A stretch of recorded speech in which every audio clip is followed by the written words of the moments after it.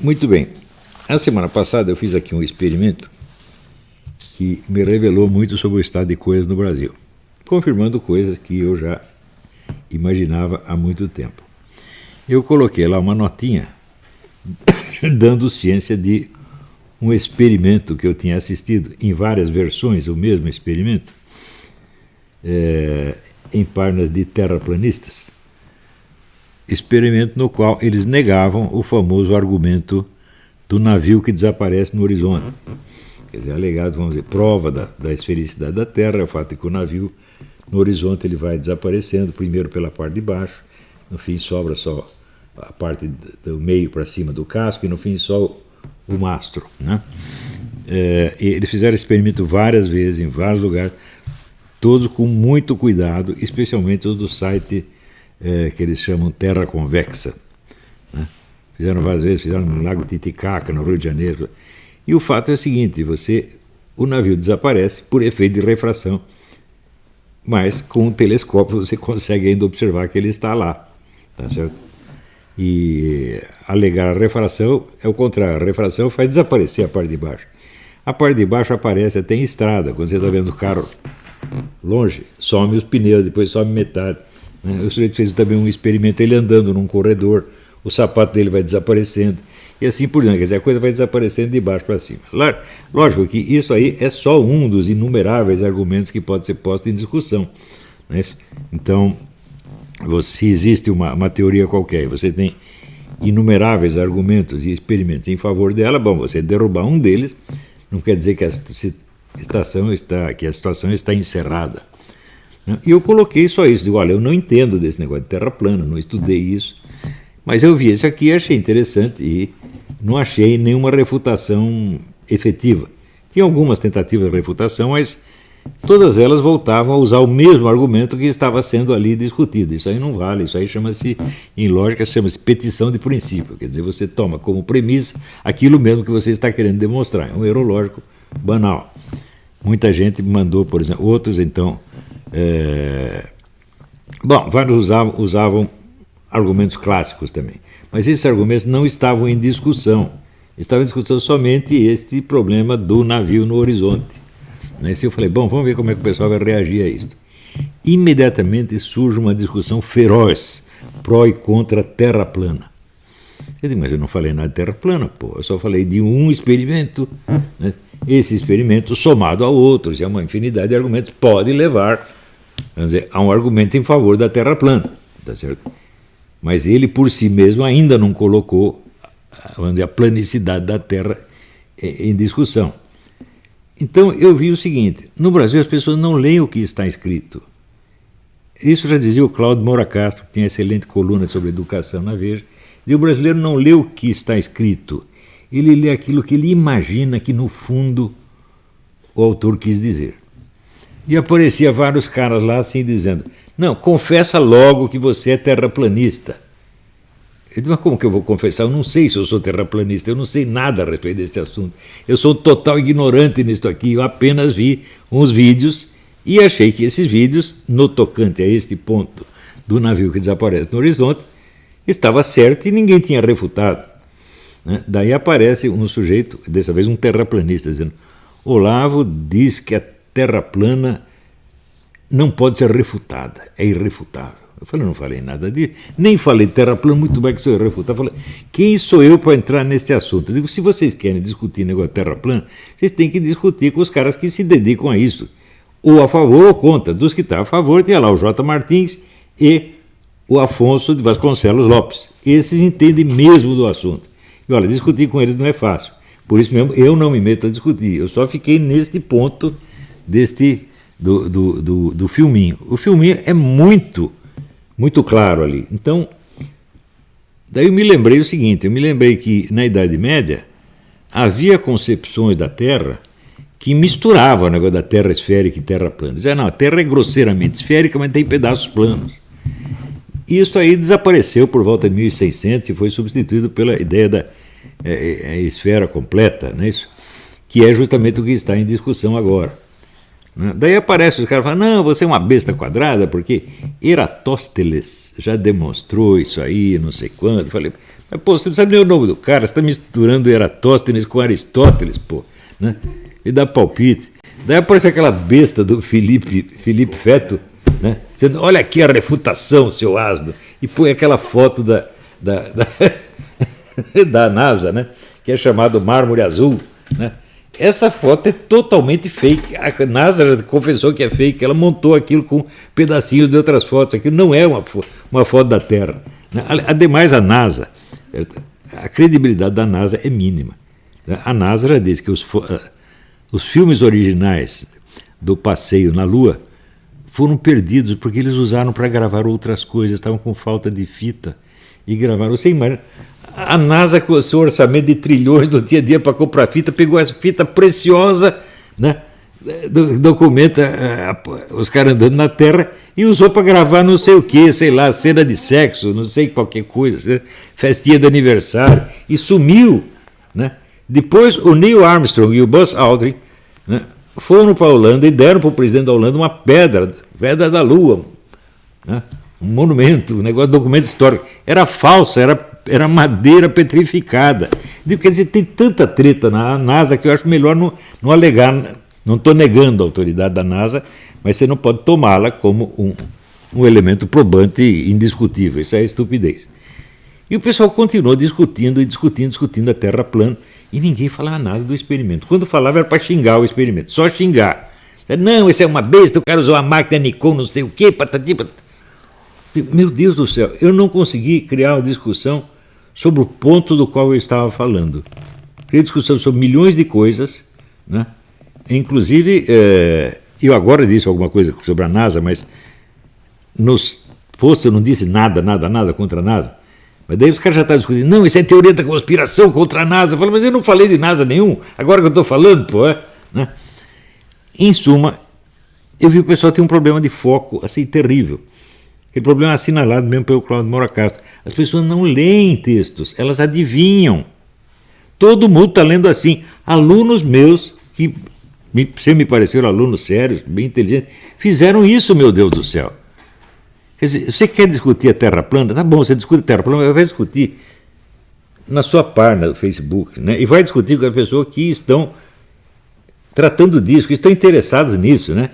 Eu só dei um exemplo de um vídeo que, por acaso, eu vi e que me pareceu bem difícil de refutar.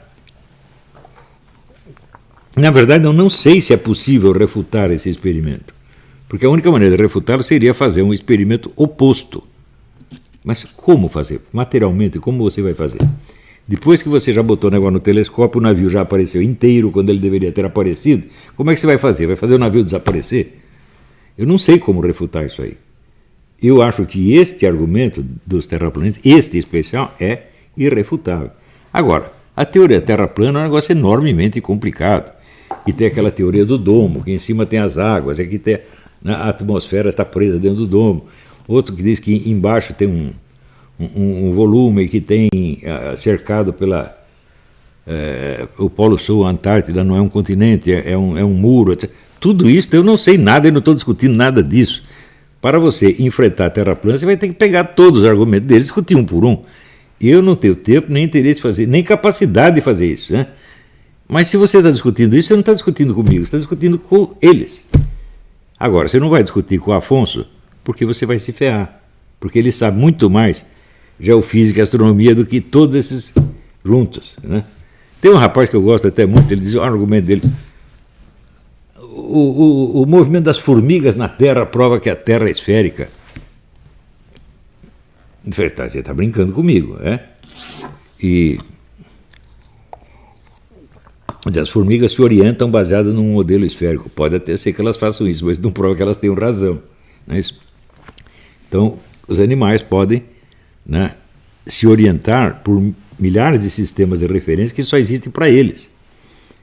Se você pegar bem, por exemplo, o cachorro ouve ondas que nós não captamos, né? Isso não quer dizer que ele está percebendo mais do que nós, não? Ele percebe um determinado tipo de estímulo, percebe mais que nós, e outro percebe menos, e assim por diante, né? Tem animais que têm uma visão muito precária e se orientam pelo ouvido, tá certo? Isso não quer dizer que eles tenham razão e nós não. Quer dizer, tudo isso não é um argumento, na verdade. Isso é apenas assim, brabeza, você ficou brabo. Por que fica brabo? Porque nós estamos acostumados com a ideia da Terra esférica desde o tempo dos gregos.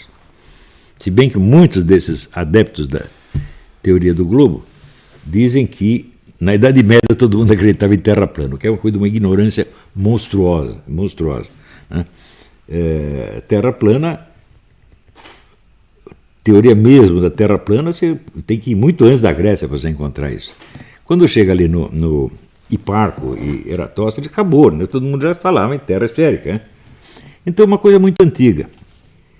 Esta coisa muito antiga foi muito reforçada com o advento da teoria de Copérnico, né, do heliocentrismo. Ora, o heliocentrismo nas últimas décadas foi submetido a um tratamento impiedoso pelo Wolfgang Schmidt e outros cientistas. Tá certo?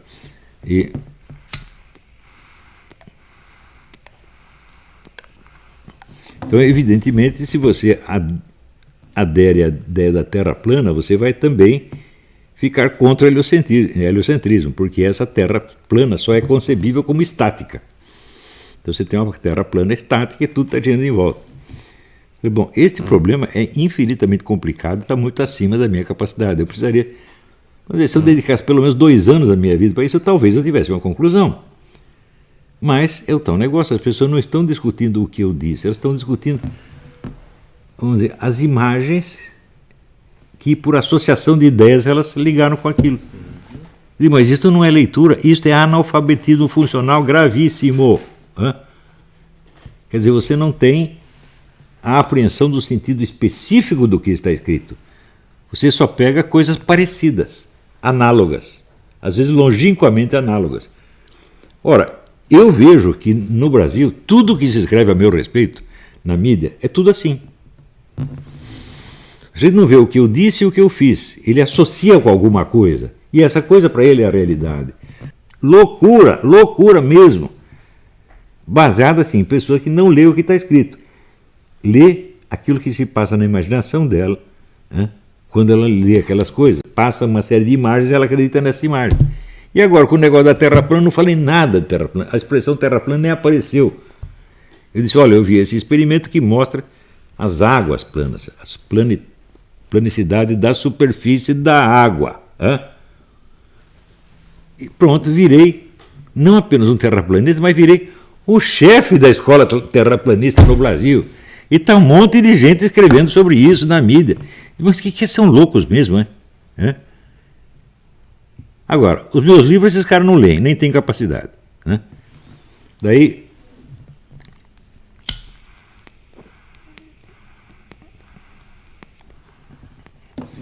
o mais curioso é o seguinte, esse pessoal se junta aos milhares, escrevem contra mim todo dia, são 5 ou 6 matérias por dia, só nos grandes órgãos de mídia, né? 5 ou 6 por dia, há mais de 2 anos, né? Sem contar o que começou antes, que começou no tempo do Orkut, né? Tem um site que tinha, no mínimo, 10 mil mensagens lá.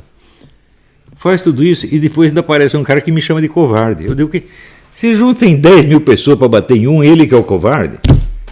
Quer dizer, por que ele diz isto? Qual o sinal de covardia? Ele não pegou nenhum. Mas é uma imagem que passa pela mente dele, ele se vê, eu sou o herói que estou batendo no covarde. E ele acredita nisso na hora que ele pensa isso. Ou seja, ele não acredita no que ele vê, ele acredita no que imagina. E no Brasil está todo mundo assim. Eu estou falando para vocês, esse negócio de analfabetismo funcional é a coisa mais grave que já aconteceu no Brasil. E vocês não pensem que por vocês serem adultos, né, já formados, etc., vocês estão imunes a essa influência. Não estão. O analfabetismo funcional pega, porque você lê coisas escritas por essas pessoas. Uma coisinha dessa que você acredite, você já começa a baixar o seu QI, a sua capacidade de leitura. Eu vejo por essas mensagens que me mandaram o negócio da Terra plana. Eu não recebi uma que discutisse seriamente o experimento. Nenhuma. Era só pró e contra Terra plana. Eu digo, olha, eu partindo desse experimento até eu chegar na discussão da Terra plana vai uns 2 anos. Por quê? Eu não imagino que você aceitar verdades científicas estabelecidas por consenso como uma coisa que não pode ser discutida seja uma atitude cientificamente respeitável, não é? Tudo pode ser discutido. Tudo, tudo, tudo, tudo, tudo. Não é isso? Não importa que seja um consenso científico. Aliás, consenso científico é a maior fonte de erros do mundo. Eu me lembro, por exemplo, nos anos 80, havia a tese defendida pelo Clube de Roma de que em 20 anos todas as estradas do mundo estariam congestionadas e teriam que eliminar os carros. Isso defendido por 40 cientistas de primeiro plano. Daí veio a tese do congelamento geral, ia congelar tudo, logo trocada pelo aquecimento global. Eu já vi tese de que o colesterol mata, depois passaram 20 anos, não, o colesterol faz bem, não pode ficar sem. Consenso científico, bicho, é assim, é uma coisa mais instável, né, do que coração de mulher, você está entendendo? Ele muda toda semana. Inclusive, vamos supor,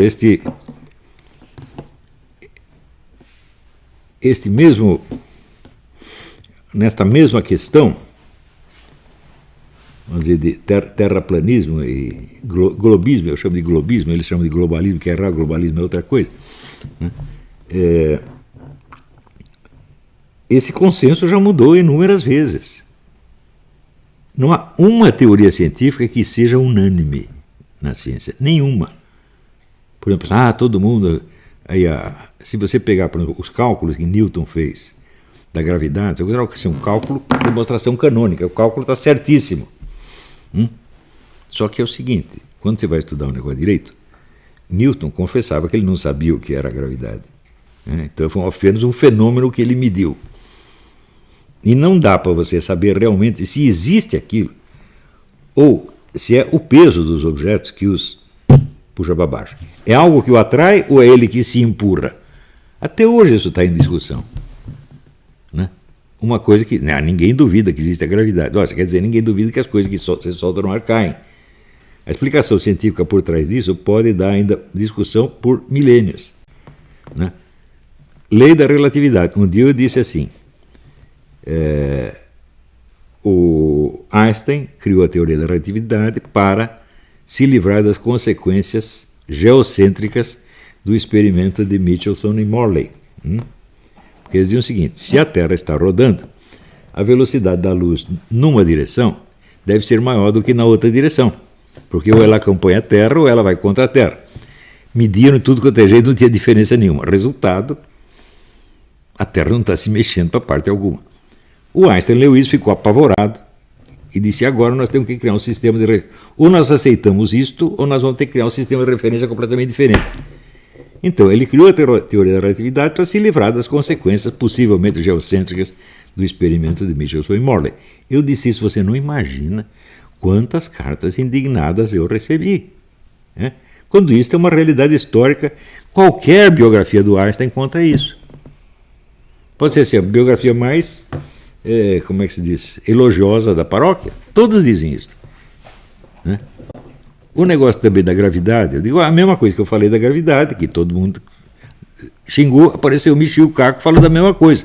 O cara descobriu a gravidade, mas ele não sabia o que era. Até hoje nós não sabemos o que é a gravidade. Se você pegar a teoria quântica, olha, eu já vi vários dos maiores físicos do mundo, Brian Ridley, por exemplo, físico inglês, o Wolfgang Schmidt e outros, dizendo, ninguém entende a teoria quântica. Nós sabemos que o experimento dela funciona, mas não quer dizer que nós saibamos o que está acontecendo. Então, como é que você vem dizer que o consenso científico é uma autoridade? A autoridade da ciência é incompatível com a própria natureza da ciência. Se a ciência é uma atividade constantemente autocrítica, que está em constante revisão, ela não pode ter autoridade nenhuma. Ela tem que reconhecer que o que ela diz pode ser desmentido amanhã, e, portanto, ela não pode impor nada como autoridade. Isso quer dizer que há um conflito, uma contradição entre o exercício da ciência e o ensino da ciência. Eu comecei a me interessar por isto no tempo que eu trabalhava em revistas de educação, aquelas malditas revistas da Fundação Vitor Chivita, que era a Nova Escola e a Sala de Aula. Eu falo, olha, esse pessoal tenta manter o ensino fazer com que o ensino acompanhe o estado das pesquisas. Eu digo que isso é absolutamente impossível. Porque o garoto que está na segunda série do ginásio, hoje seria o quê? Sexta série, sétima série, né? Ele não tem condição de acompanhar a pesquisa de ponta. Porque ele não tem nem sequer a matemática suficiente para isto. Como é que eu sei disso? Ora, eu li naquele livro, O Sonho de Descartes, que, em geral, os chefes de departamento nas faculdades de matemática não entendem as propostas de pesquisa dos seus próprios subordinados. Então eles aprovam ou desaprovam assim, no escuro. Às vezes, para ele entender aquela proposta, ele precisaria estudar meses, né? Então isso quer dizer, por um lado, que a matemática já está 200 anos avançada em relação à física que a utiliza. Essa é a primeira coisa. Em segundo lugar, a própria física, a própria matemática que é utilizada nas ciências ultrapassa a capacidade de um aluno de ginásio. Senão não haveria faculdade de matemática, meu Deus do céu. Então, se você não é capaz de acompanhar a matemática que é usada numa determinada pesquisa, você não vai entender aquela pesquisa direito. Eu sei, porque durante anos eu tinha esse problema, eu sou péssimo de matemática. Para compensar, eu tenho um irmão que é um gênio matemático, né? Deus escreve direito por linhas tortas. Então, tudo que eu não entendia, eu pedia para ele me explicava, né? Mas nem todo mundo tem um irmão desse em casa, né? Então, tem gente que está aí usando como argumento a autoridade do consenso científico, sem poder ter sequer o domínio matemático do assunto que ele está discutindo. Então, o que custa confessar? Eu não tenho conhecimento, não tenho treino matemático para entender isso aqui. Então, eu confio mais ou menos no que me dizem, mas não quer dizer que isso seja uma autoridade. Isso é apenas uma sugestão. Ora, eu estou aqui ensinando faz anos, tentando desenvolver nas pessoas este senso, vamos dizer, da humildade investigativa. E não consigo. As pessoas aceitam isso enquanto eu estou investigando coisas que para elas não são importantes ou não são valiosas, mas se você toca num ponto, né, você toca... Vamos dizer, por que você não pode colocar em dúvida? Por que eu, como católico, não posso colocar em dúvida os dogmas da minha religião? Eu tenho que fazer isso.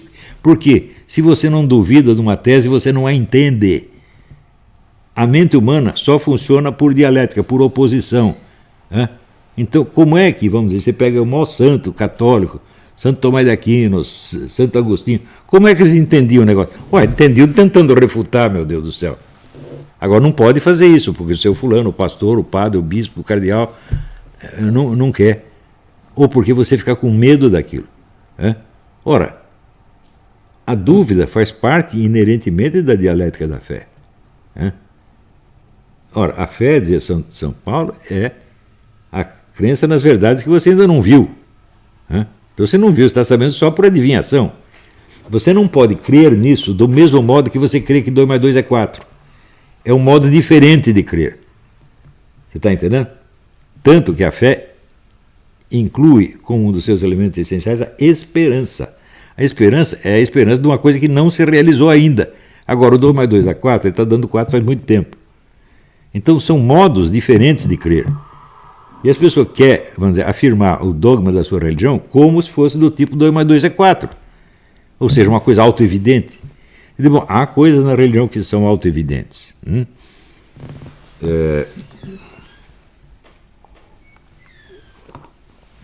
Por exemplo, que Deus é infinito e onipotente. Claro, se ele não for infinito e onipotente, ele não é Deus. Foi só a parte da própria definição. Mas tem coisas que não são autoevidentes. As promessas de Jesus não são autoevidentes. Você acredita nelas por causa da confiabilidade de quem fez a promessa. Agora, a verdade de uma promessa é diferente da verdade de uma afirmação ontológica, né? O que Jesus disse, eu vou fazer tal coisa assim, assim, você crê porque foi ele que disse, e não porque você está vendo. Você não está vendo. Se você estivesse vendo, a coisa já estaria feita e não seria uma proposta. Veja, a capacidade que você tem o Eugen Rosenstock tem páginas maravilhosas sobre esta capacidade de prometer, que é apenas humana. Nenhum bicho faz promessa, né? Nenhum bicho compra a crédito, né? Nenhum bicho promete que vai casar com a mocinha. Ou ele casa ou ele não casa. Agora o ser humano não, eu vou casar com você o ano que vem. No ano que vem já está com a outra e ponto, esqueceu, né? Então a capacidade de prometer, quer dizer, é a verdade do futuro, né? Então existem, vamos dizer, três verdades estão consagradas na Bíblia, quer dizer, a verdade do passado, a verdade do presente perpétuo, como os da matemática, 2 mais 2 é 4, e a verdade do futuro, né? No último dia eu virei buscar você, como diz Jesus, não é assim? Essas três verdades são completamente diferentes, não tem jeito de você captar uma pelo modo que capta a outra. Então, quando eu vejo, por exemplo, pessoas argumentando em favor da sua fé, nos mesmos termos com que argumentaria baseado num consenso científico, estou fazendo um duplo erro. Primeiro, que essa lógica não se aplica a esse tipo de coisa, e segundo, quem diz que o consenso científico tem uma autoridade de tipo divino. Na verdade, para mim, no meu entender, pela minha experiência, o consenso científico não tem autoridade nenhuma. A autoridade científica é incompatível com a natureza da ciência. Se a ciência é uma atividade permanentemente de autorrevisão e autocrítica, ela nada pode afirmar como verdade definitiva. Tudo ela tem que dizer, olha, parece que é assim. Até o momento, pelo que observamos, parece que é assim. Isto é o máximo que qualquer ciência pode dizer, a não ser ciências puramente formais, como a própria matemática ou a lógica, ou a metafísica. Mas essas ciências não estão falando de nenhuma realidade concreta, estão falando apenas da estrutura da realidade. A estrutura da realidade não é uma realidade, ela não é um fato. Né? Houve um aluno meu, muito prezado, eu gosto muito dele, ele falou, não, aqui você não pode negar a estrutura da realidade. Fala, nenhuma lei física faz parte da estrutura da realidade. Uma lei física pode expressar um fato, e o fato está dentro da realidade. O que está dentro da realidade não pode ser a estrutura da realidade, meu Deus do céu. A estrutura transcende a realidade. A estrutura da realidade é, na verdade, a estrutura do possível. Quando você diz uma coisa não pode ser e não ser ao mesmo tempo, isso é um preceito metafísico, está expressando que é uma impossibilidade absoluta. Não é isso? Mas quando você vê uma impossibilidade real, como por exemplo a impossibilidade de um burro voar, ela é impossibilidade absoluta? Fala, não, ela é relativa. O burro, nessas condições terrestres, etc., não pode voar. Talvez num outro mundo ele pudesse. Não há uma autocontradição na ideia do burro voador. Há uma contradição com as condições externas.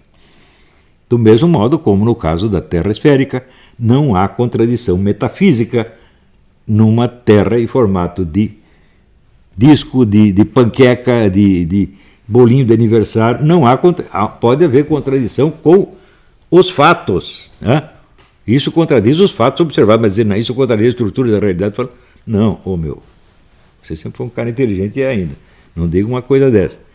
Isso quer dizer que, às vezes, coisas que eu lecionei, que eu ensinei várias vezes, elas não entraram direito. Por quê?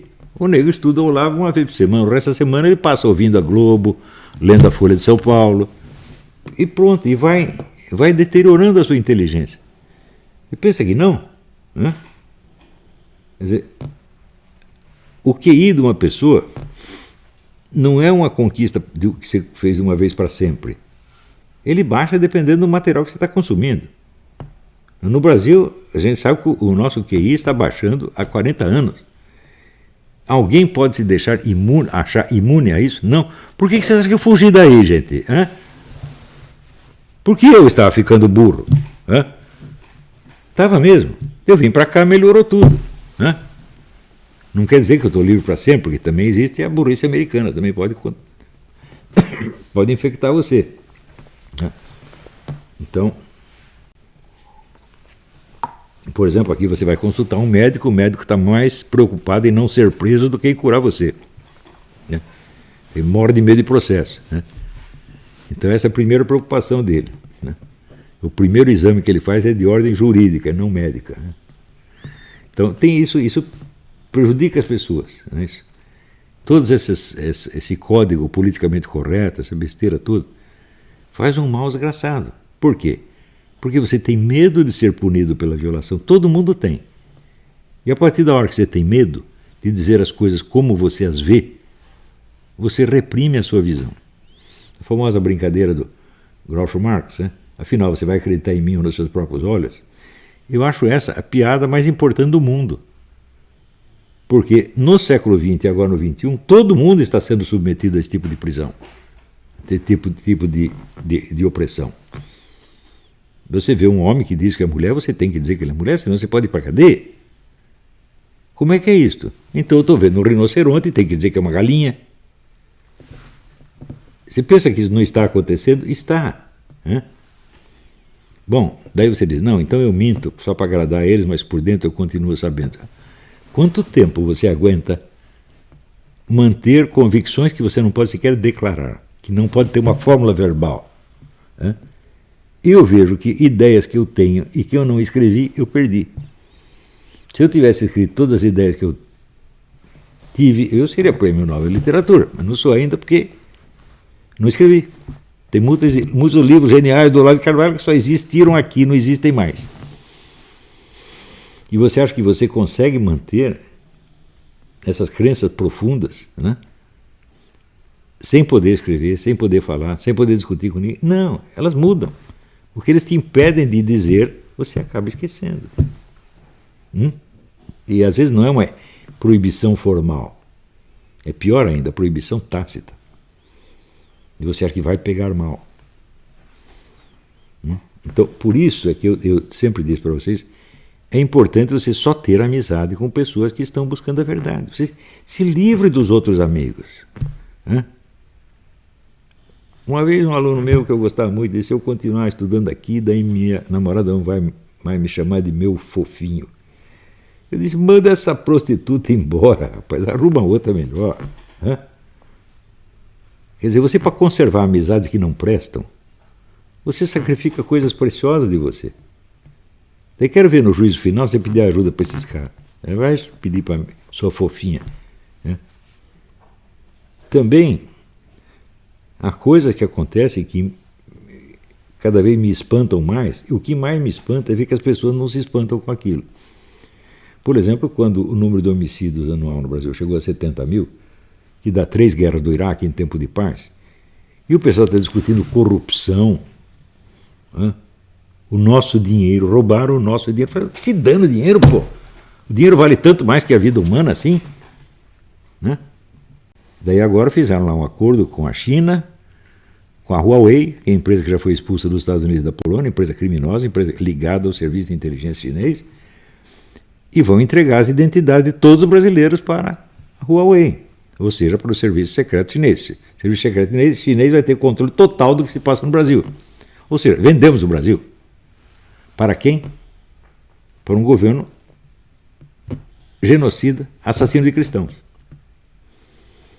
Você acha que é lícito um povo, para ele se livrar dos seus apertos financeiros, ele começar a ajudar um regime assassino? Lembre-se, os caras que pensavam assim antes da guerra e comerciaram com a Alemanha, foram todos considerados criminosos de guerra. Ou seja, a sua dureza, a sua falta de dinheiro, não justifica moralmente que você se alie com essas pessoas. No Brasil tem alguém tentando examinar a coisa por esse lado? A moralidade desses acordos? Ninguém discute, só discute se é vantajoso financeiramente ou não. Ou seja, estão transformando o Brasil numa quadrilha de assassinos. De que se é lícito o povo, para se livrar do aperto, ajudar um governo genocida, então é lícito eu, por exemplo, se eu tiver com apoio, com problemas financeiros, eu resolver a minha situação me aliando a um assassino. O assassino me dá um dinheiro para eu fazer um favor para ele, eu aceito. Então, isso é cumplicidade com o homicídio. E pior ainda, com matança de cristãos em massa. Ninguém está discutindo isso. Agora os caras discutem qualquer coisa.